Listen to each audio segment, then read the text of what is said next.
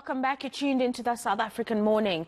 On to this devastating story now. It's been 6 years since 3 miners died at the Lily mine collapse, you'll remember.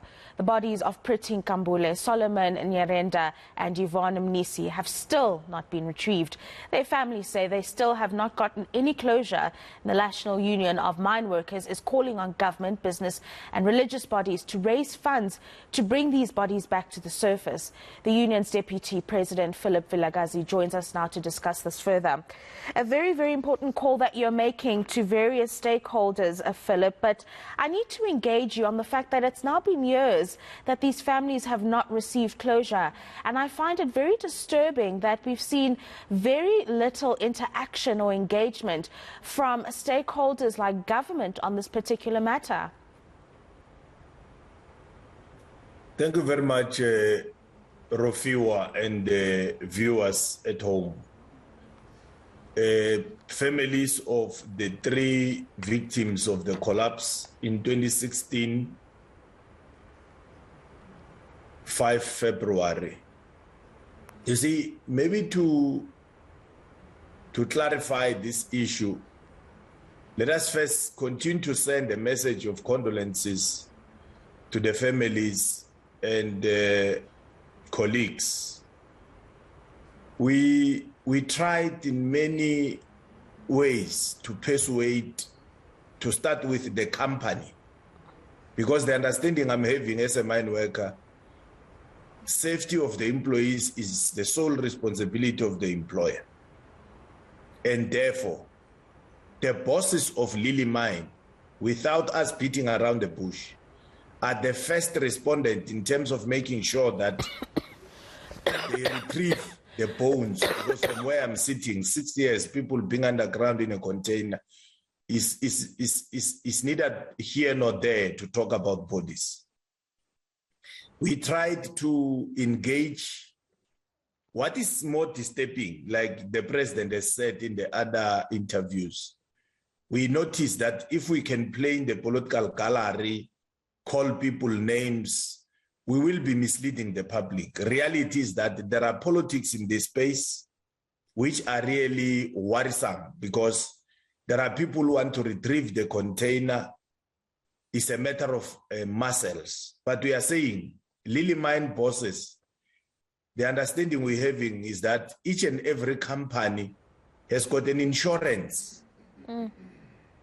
When DMRE issued the instruction to stop and fix, we have got 2 clauses of the Act, which is Section 54 and Section 55. It is up to this department, the Rofiwa and the viewers, to be honest. DMR, on behalf of the people, is the custodian of the minerals of the country. On that point, Deputy President, I must highlight that we did once interview Minister Gwede Mandashe. My colleague Heidi Jokos actually did so a couple of weeks ago, and she was asked why DMR had not done much on this particular issue, and he argued that the Lily mine is a private mine, and that's quite worrying that government would not intervene in issues when it involves private companies. Surely that's something that's a little bit worrying. Our worry is the same, because irrespective, Lily Mine is a private company, but it's a private company, not in a private land, in a state-owned land.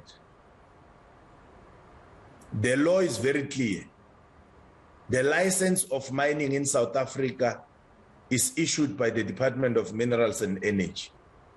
The call that we are making, very simple, is that can we retrieve the bones for families to have closure, and let's visit the law. Because the history that Lily Mine wants to live in the country is very boring and it's very scary, because in future, other mining companies will then do the same. We have got recent incidences, including but not limited to what happened in Sibanye, what happened in Impala. Those bodies or those employees were saved. Some, even though they were found having succumbed to the pressure that they find themselves, but their families had closure on the matter. South Africa, under the leadership of apartheid, now in democracy, the National Union of Mineworkers has been there, because For us, we are becoming a trade union if people are employees. And we have been so clear to say there is no amount of money that worth a human life. Now, when people say they want 300 billion to sink a hole that can go and take the container out, you hear now, we are subjected to put a balance in analyzing whether we need the human bones or we must have money. It's our understanding that the lily mine bosses have been making profit.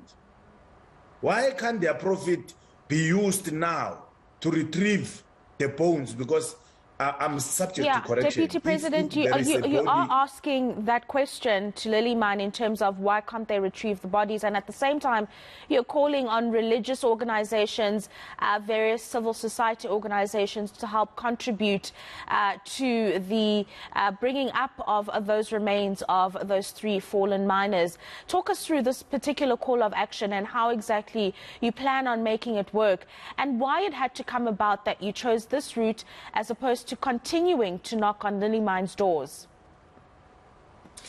Yeah, you see, it is the call that we are making is informed by the reluctancy of the so-called bosses of Lily Mine. Sometimes, if somebody becomes useless, it's very rare for you to continue and expect something good from something that is very average.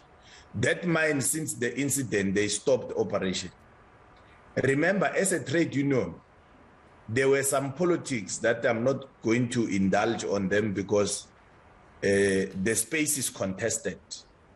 At our time, whatever incident that took place, to mention few, there is a next door mine called Babaten.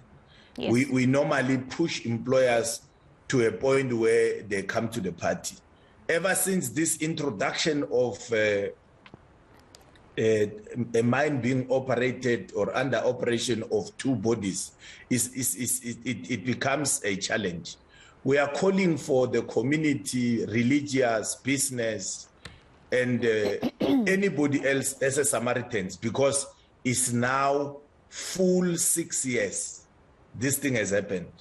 If you continue to say to Lily Mine bosses, when are you putting an implementation plan to retrieve the container? You are put from the pillar to the post, and of which is not what we expect, because we don't want to use this incident for any political point scoring by any chance whatsoever. This is human life. For me, this is something that even if you are a lunatic, you can try yourself to come to your senses and ensure that you become human. There is nothing called human enough, but to just be human. No, absolutely. Phillip, many thanks for your time this morning. That is NUM's Deputy President, Phillip Vilakazi, calling on different social, civic society organizations, religious organizations, perhaps even government stakeholders to come through and contribute to funding the retrieval of those 3 fallen miners who passed on over 6 years ago in the Lily Mine sinkhole situation that happened there.